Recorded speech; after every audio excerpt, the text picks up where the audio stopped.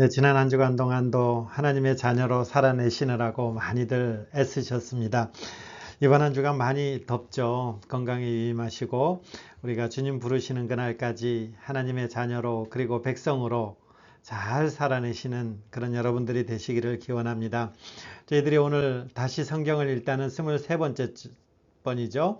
에스겔은 좀 길고 어려운 부분들이 많이 나옵니다. 이를테면 환상이라든지 아니면 상징 이런 부분들이 많이 나오기 때문에 조금 이렇게 읽다가 좀 버거울 때가 있는데, 그래서 이제 이번 다시 성경을 읽다도 조금 둘로 나눴습니다.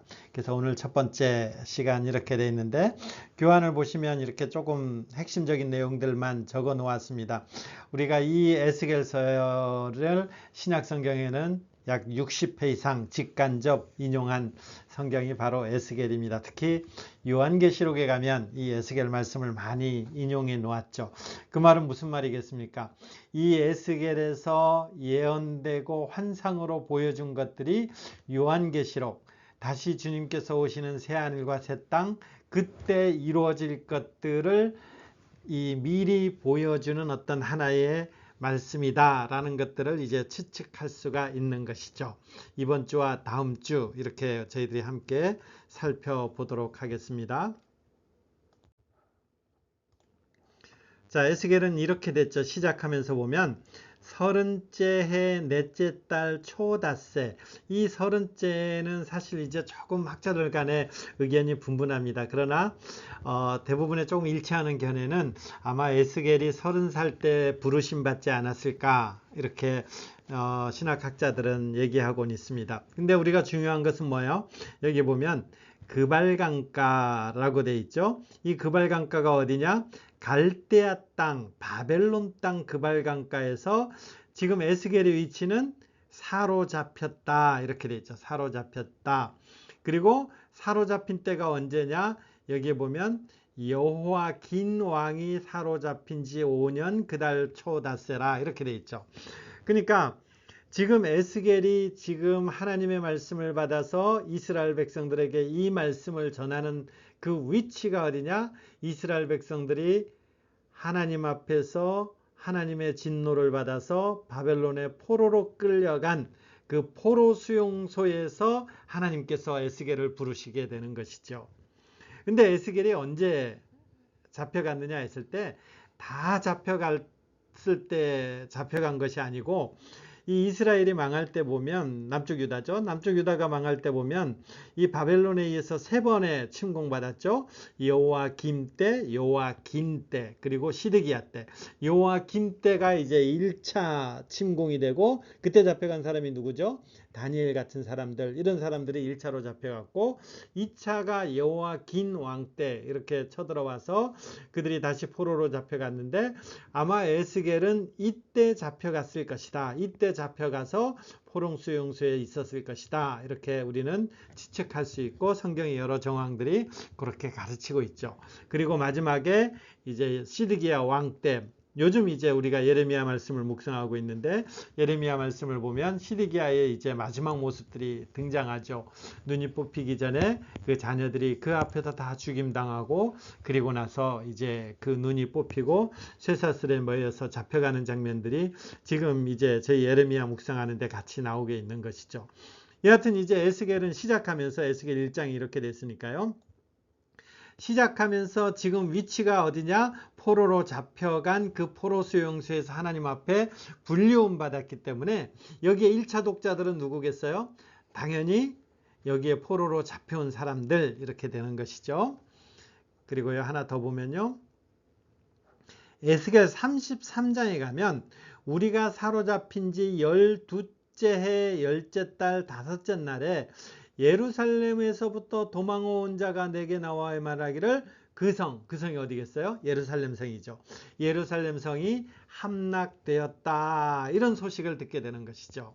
그러니까 에스겔 33장에 가서 지금 이 갈대아 땅 그발강가에서 포로 수용소에서 에스겔이 하나님의 말씀을 받아 전하고 있는데, 에스겔 33장에 갔을 때 예루살렘 성이 멸망했습니다. BC 586년이죠. 예루살렘 성이 멸망했습니다. 함락되었습니다. 라는 소식을 이제 유다로부터 도망쳐 나온 한 사람을 통해서 듣게 되는 것입니다. 이 에스겔은 여기를 기준으로 해서 저희가 자르는 거예요. 이번 주는 요 에스겔 33장까지, 그리고 다음 주는 33장부터 그 이후까지를 보게 되는데, 왜 여기로 자릅니까 했을 때 이 33장 앞과 뒤가 내용이 확연히 다르기 때문에 그렇습니다. 이 예루살렘 성이 함락되기 직전과 함락된 이후에 하나님의 말씀, 에스겔을 통해서 전해지는 하나님의 말씀의 어떤 내용들이 완전히 다르기 때문에 여기로 이렇게 잘라서 보면 될 것입니다. 물론 이제 다음 시간에 많이 나오겠지만 이 에스겔도 우리가 예레미야나 이사야를 보면서 많은 은혜를 받았듯이 그때의 그 감격 못지않게 하나님의 위대한 열심, 하나님의 쉬지 않으시는 그 하나님의 열심들이 이제 쫙 등장하게 되는 거죠. 주로 이제 다음 시간에 살펴볼 것입니다. 그 중에 하나가 우리가 잘 아는 어떤 것들이 있어요. 마른 뼈 살아나는 것. 이것이 이제 이 하나님의 일하심과 연관됐을 때 얼마나 큰 은혜가 되는지 모르겠습니다. 이거는 다음 주에 살펴보고요. 여하튼 이제 에스겔은 이제 포로로 2차 포로 침공에서 잡혀가서 그 포로 수용소에 있을 때에 남쪽 유다가 이제 다 망했습니다 하는 소식을 듣게 되는 것이죠. 그러면 이때 되면 이제 사람들이 궁금해지죠. 그 당시에는 전쟁이라는 것이 뭐예요? 그 나라를 다스리는 신들의 전쟁이잖아요. 그러면 사람들이 이렇게 생각하는 거죠. 야, 바벨론 신은 센 신이고 강한 신이고 이스라엘의 유일신이라는 여호와 하나님은 그 바벨론 신에보다 못한 신이구나. 그렇게 이방 신들에게 여호와 하나님, 이 여호와 신은 패배한 것인가? 이런 질문을 하는 것이죠. 유일하신 하나님, 그 하나님은 강하다고 그랬는데 이 하나님은 과연 이방 신들에 비해서 맥을 못 추는 약한 그런 신인가? 이 질문이 하나라는 거죠. 그 다음 두 번째는 하나님께서 직접 다윗에게 나타나서 뭐라 그랬습니까? 너의 왕조가 영원할 것이다. 너의 왕조를 견고히 할 것이라 그랬는데 지금 상황은 어떻게 되는 거예요? 완전히 다 망했잖아요. 남쪽 유다가 다 망하고 그들은 빈민들을 남겨놓고 이제 다 포로로 잡혀가는 이런 일들이 벌어졌다라는 거죠. 그러면 이 다윗 왕조와 우리가 다윗 언약이라 그랬죠. 사무엘하 공부할 때 이 다윗 왕조와 했던 이 약속, 영원하리라는 이 약속은 그러면 파기된 것입니까? 우리는 이런 질문들을 하게 되는 거죠. 물론 우리가 질문한 것이 아니고 이제 그 당시의 사람들은 이렇게 질문하는 거죠. 자신의 나라가 망했기 때문에 우리의 하나님은 이방 신들보다 약한 신인가? 그리고 하나님께서 약속한 것은 어떻게 되는가? 물거품이 되는 것인가? 하나님은 이것을 안 지킬 것인가? 이런 어떤 질문들을 하게 되는 거죠. 이 질문들에 마치 답변이라도 하듯이 에스겔을 부르시는 거죠. 에스겔을 불러서 이렇게 대답합니다. 참 이게 선지자로서 이사야도 그렇고 에스겔도 부르시면서 이렇게 표현하죠. 그들이 듣든지 아니 듣든지 전하라는 거죠. 하나님의 입의 말을 듣고 하나님을 대신하여 이스라엘을 깨우치는 그 하나님의 메시지를 전하라 하면서 에스겔을 부르시는 것입니다. 그 부르심의 핵심 내용들이 뭐겠어요? 앞에 질문이죠. 앞에 질문에 대해서 이제 하나님께서 에스겔을 통해서 답변 주는 거예요. 근데 이스라엘 백성들이 들어요, 안 들어요? 듣든지 안 듣든지 외치라는 거예요. 여러분, 이것은 무슨 이유겠습니까? 이 하나님의 말씀, 에스겔을 통해서 전해지는 하나님의 말씀이 당시에 있는 1차 독자뿐만 아니라 그 이후에 오고 오는 세대들도 이 말씀을 통해서 기억하라 라는 것이죠. 그 이후에 오고 오는 세대가 저와 여러분들에게도 포함되는 것입니다.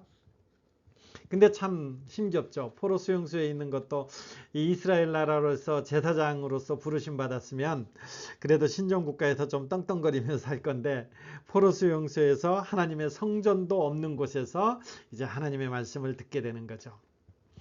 이런 이제 에스겔을 부르셨어요. 그 이스라엘 백성들이 이제 잘 듣지 않으니까 참 이게 하나하나 다 아내가 죽었으나 애곡하지도 못하고 390일은 왼쪽으로 놓고 40일은 오른쪽으로 놓고 머리에 식도를 밀어 저울에 달아 놓고 행장을 메고 어두운 벽을 뚫고 나가는 등의 온갖 상징 행동들을 하게 되는 거죠. 왜 이렇게 했어요? 이스라엘 백성들이 자기가 잘못해서 포로 수용소에 갇혔으면서도 다 망하게 됐으면서도 부끄러워할 줄 모르니까 그것들을 몸으로 보여주는 거죠. 사람들이 에스겔을 보면서 수치스러워하는 것들이 사실 에스겔이 수치스러워하는 것들이 아니라 이스라엘 백성들이 당하는 수치다, 이런 것들을 알려주기 위해서 하나님은 에스겔을 부르셨고 에스겔은 그 하나님 앞에서 하나님의 명령에 따라서 여러 상징 행동들을 하면서까지 이 하나님의 말씀을 전한 것이죠. 그러면 뭘 전했습니까? 제가 막내 데려다 주고 오다가 이거 형상 강달인데요. 여기에 집중하기보다 이 단어 한 구절 우리는 기억해야 됩니다. 한번 같이 읽어볼까요? 내가 여호와인 줄 너희가 알리라. 이게 몇 번이나 쓰여 있다고요? 60회, 65회, 간접까지 하면 72회가 이 문장이 그대로 쓰여 있다는 것입니다. 간접적인 메시지까지 하면 72번. 그러니까 선지자를 통해서 지금 줄기차게 하나님께서 막 상징어로 이상한 행동들까지 하면서까지 하나님께서 말씀하시고자 하는 핵심 문장이 뭐냐?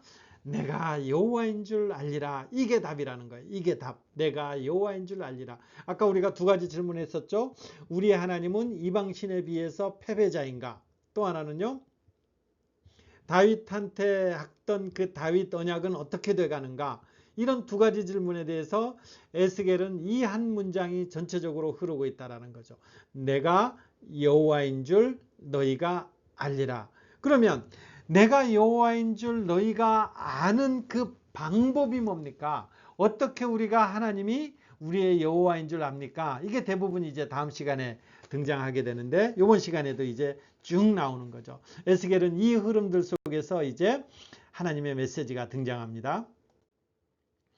시작은 어떻게 하나요? 에스겔의 그 환상이 막 보여져요.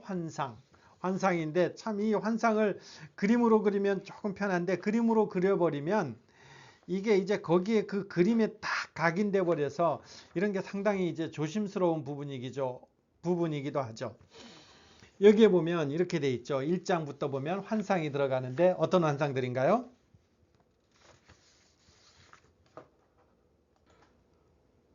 폭풍, 큰 구름이 다가오고 구름 속에 막 날개를 뻗어 서로 접하고 있는 4개의 기이한 생물이 있는데 4개의 얼굴 가졌고 그리고 곁에는 바퀴가 하나씩 총 4개가 있고 이 생물들의 날개는 어떻게 돼요? 눈부신 단상을 받치고 있고 그 위에 보좌가 있는 모습, 그리고 보좌 위에는 불처럼 사방으로 빛나는 사람처럼 생긴 형상이 있다라는 거죠. 그리고 이 형상을 두고 뭐라고 표현해요? 이는 여호와의 영광의 형상의 모양이다, 이렇게 표현하는 거죠. 이거는 출애굽기 같은 데 보면 하나님께서 여호와의 영광으로 나타날 때에 이런 표현들을 이제 쓰게 되는 것이죠. 여호와의 영광이라는 것은 하나님의 어떤 임재 같은 상징이는 거죠. 그러니까 지금 하늘 1장을 시작하면서 형상을 쫙 보여주는데 그게 하나님의 여호와의 영광이다라는 거죠. 하나님의 임재라는 거죠. 근데 문제는 우리가 지금 이 장소가 어디라 그랬어요? 그발강가라 그랬잖아요. 그발강가. 갈대아, 바벨론. 근데 하나님의 영광은 어디 있어야 되는 거예요? 성전에 있어야 되죠. 하나님은 성전에 있다고, 성전에서 하나님의 영광을 드러내겠다 했잖아요. 그 성전은 유다 예루살렘에 있어야 되는 거예요. 이스라엘 백성들이 생각하기에는 여호와의 영광이 여기에 있으면 안 되는 거예요. 여호와의 영광은 하나님의 성전 가운데 있어야 되는 거죠. 근데 하나님의 여호와의 영광이 이 유다도 아니고 성전도 아니고 어디예요? 이방 땅, 바벨론 땅 가운데 하나님의 영광이 나타났다라는 것입니다. 하나님의 영광은 성전에 계셔야 되는데 하나님은 바벨론 포로 수용소에 나타난다는 거죠. 왜죠? 왜 예루살렘이 아닌 이방 땅에 이 하나님의 영광이 나타난 것인가요?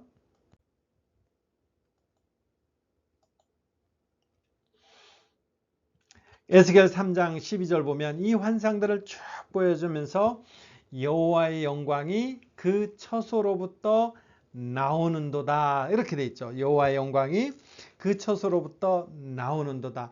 하나님의 그 영광이 하나님의 성전에서 나와버린 거예요. 하나님의 영광이 그 땅 가운데서 임해야 되는데 그 땅에서 하나님께서 떠나버리신 거예요. 그 떠나버렸기 때문에 이제 그 예루살렘 성전에는 하나님의 영광이 안 계시게 되는 거죠.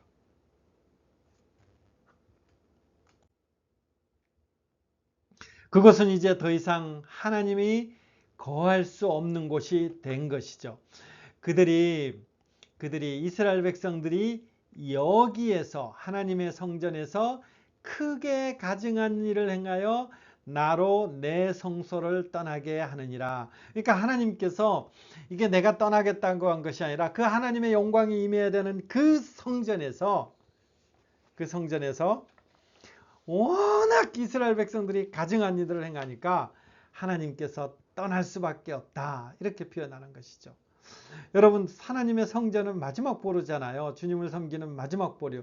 그래도 물론 이제 우리가 구약의 성전이 신약의 어떤 예배당 교회는 아니지만 그래도 우리가 세상 가운데 막 엉망 살더라도 주일날 예배 오면 주님 앞에 이렇게 경건의 모양을 취하려고 그러잖아요. 근데 지금 문제는 뭐예요? 그 교회에 그 주일날 와서까지도 완전히 엉망된다라는 거예요.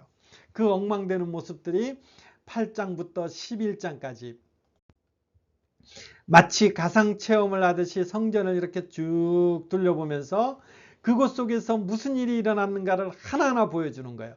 성전 앞 바깥들에서 커다란 우상신상이 있고 이스라엘 장로들이 이방신들에게 성전 안팎에서 제사드리고 이스라엘 여인들이 바벨론 신을 숭배하게 되는 것이죠. 참 기가 막히죠. 참 기가 막히죠. 어디서요? 다른 곳이 아니라 성전 안과 밖에서 이런 일들이 일어난다는 거죠. 그러니까 나중에 어떻게 돼요? 이 완상은 하나님의 영광스러운 보좌가 성전 위로 떠오른 뒤 동쪽 바벨론 쪽을 향해서 떠나버린 거죠.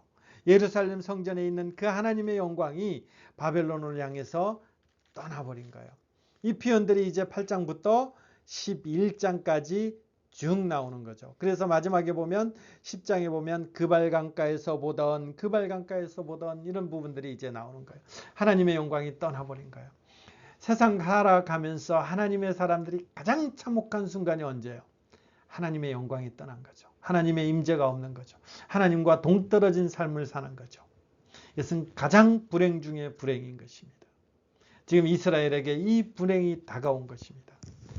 그러면 하나님이 떠난 이 이스라엘은 어떻게 됩니까? 했을 때 우리가 하나님 앞에 잘못할 때마다 하나님이 떠나버리면 물론 우리는 하나님께서 우리에게 어떤 잘못을 했을 때에 하나님은 우리는 사랑하시기 때문에 그 잘못에 대해서 하나님께서는 반드시 책임을 묻게 돼 있어요.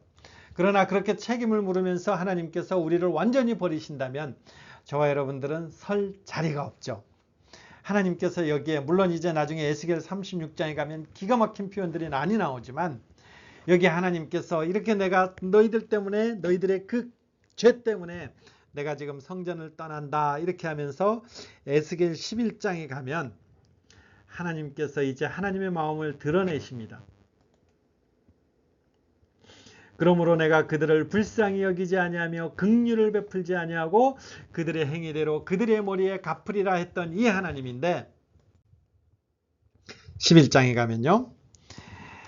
내가 너희들을 흩었으나 모으며 모아내겠다 이렇게 표현하는 것이죠.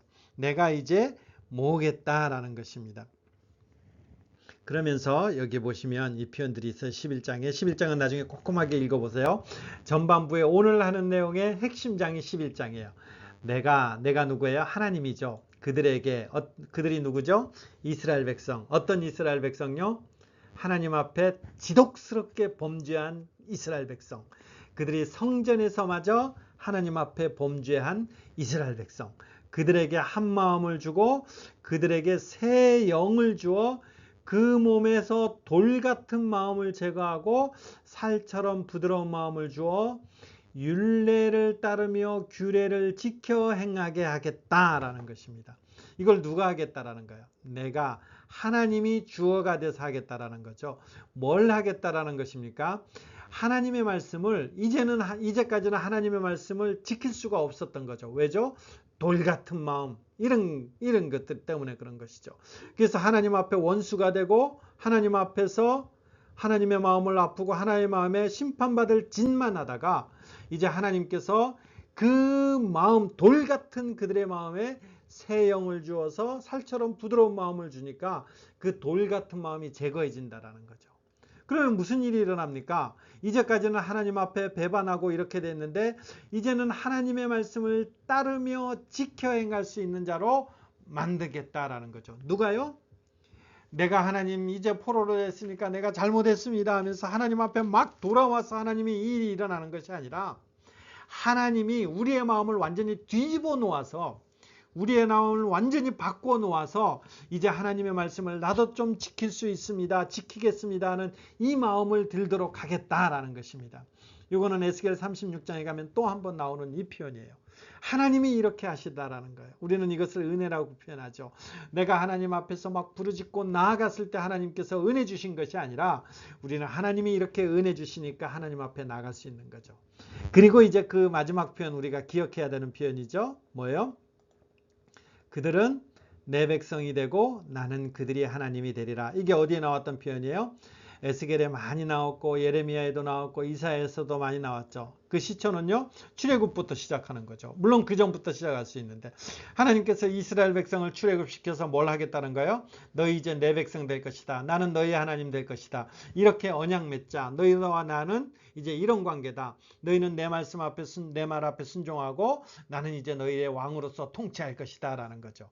근데 이스라엘 백성들이 이 언약을 깨버렸죠. 하나님을 왕으로 모시는 것이 아니라 세상을 왕으로 모시고 옆에 있는 민족들을 왕으로 모시고 우상 숭배하고 이렇게 되는 거죠.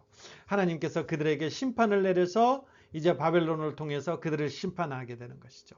그럼 이제 끝입니까 했을 때에 하나님께서 내 이제 부르짖지도 말라 내 너희를 긍휼히 여기지도 아니하고 내 돌보지도 아니하겠다 이 하나님께서 이제 하나님께서 완전히 우리의 마음을 바꾸는 방식으로 인해서 이 약속을 하나님이 지켜가시겠다 이렇게 표현하는 것이죠.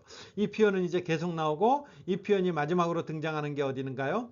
요한계시록. 지난주에 설교에서도 맛보았지만 요한계시록에 가면 우리가 새하늘과 새 땅이 임할 때에 그때 우리는 하나님 앞에 어떤 모습입니까? 하나님이 보좌에 앉아 계신 왕으로서 계시고 우리는 그분의 백성이 됩니다. 이게 요한계시록 21장이잖아요. 그러면 하나님이 왕이시고 우리가 그분의 백성이면 뭘 합니까? 우리는 그분을 섬깁니다. 다른 말로 표현하면 그분의 통치를 우리는 완벽하게 지킵니다. 이렇게 되는 거죠. 그래서 우리가 나중에 새하늘과 새 땅에 가면 그 하나님의 말씀을 완벽하게 지키는 하나님의 백성이 되는 거죠. 지금은요. 하나님께서 예수 그리스도를 통해서 여기 세영이 나중에 이제 36장 할 때 나오지만 예수 그리스도를 통해서 하는 것이죠.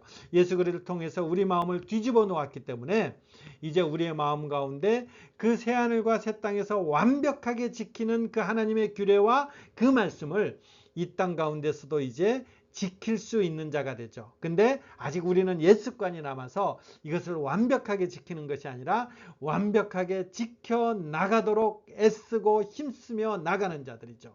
이거를 성화라고 표현하는 거죠. 이 성화는 언제까지 해야 되는 거예요? 우리 주님 오실 때까지. 우리 주님 오실 때까지. 그러니까 우리 주님 오실 때까지 우리는 이 하나님의 율례를 이제 하나님께서 내게 지킬 수 있도록 허락했기 때문에 내가 그것을 지키면서 주님 닮은 모습으로 날마다 빚어져 가는 삶, 그게 성도의 삶이고 성화의 삶인 것입니다. 그리고 이 삶이 이제 나중에 우리가 천국 가면 새하늘과 새 땅 가면 우리 주님께서 잘하셨다 잘했다 칭찬받는 그 생명의 의의 면류관을 씌워 주실 것입니다. 이 소망 기억하면서 우리는 한 걸음 한 걸음 나아가는 것이죠.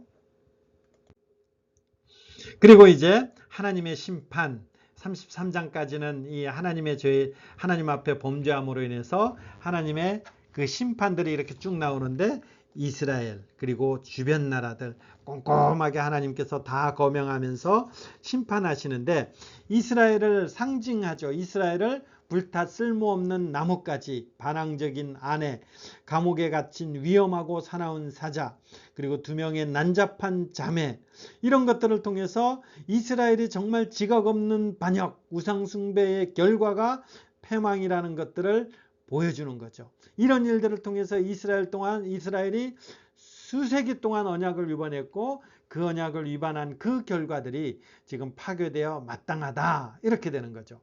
그러면서 뭐라고 표현하나 참 참혹하죠. 설령 노아나 다니엘, 욥과 같이 세상에서 가장 의롭다 여김받은 사람들이 하나님께 살려달라고 기도해도 하나님이 기도를 들어주시 않을 것이다. 이스라엘 향해서는 이렇게 표현하는 것이죠. 그리고 주변 나라들을 향해서는요, 이스라엘과 맞닿은 애굽, 그리고 두로, 이런 그 다음 나라들, 그 다음에 여러 다른 왕들, 바벨론 이런 왕들을 하면서 다 하나님께서 심판대 앞에 설 것이다. 하나님의 심판이 나오게 되죠. 그리고 이제 에스겔 33장 이렇게 가는 거죠. 우리가 사로잡힌 지 12회째 열째 달 5째 날에 예루살렘으로 도망하여 온 자가 내게 나와 말하기를 그 성이 함락되었다 하였는데, 그러나 이제 예루살렘은 함락됐고 성전은 다 파괴됐고 아무런 소망이 없어진 거예요. 아무런 소망이 없어진 거예요. 근데 하나님은 이스라엘을 버리지 않으신 거예요. 이것은 이스라엘을 향해서 진노와 심판의 명목으로 나오지만 하나님께서 주시려는 것은 재앙이 아니라 평안이고, 하나님께서는 이제 메시아를 통해서 하나님의 위대한 일을 드러내시겠다라는 것들을 에스겔 33장부터 쭉 나오게 되는 것입니다. 다음 주까지 이 후반부도 한번 읽어 오시기 바랍니다.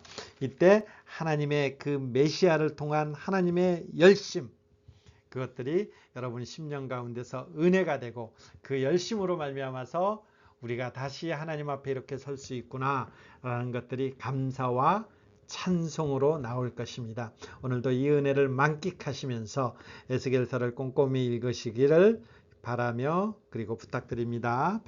평안한 저녁 되십시오. 고맙습니다.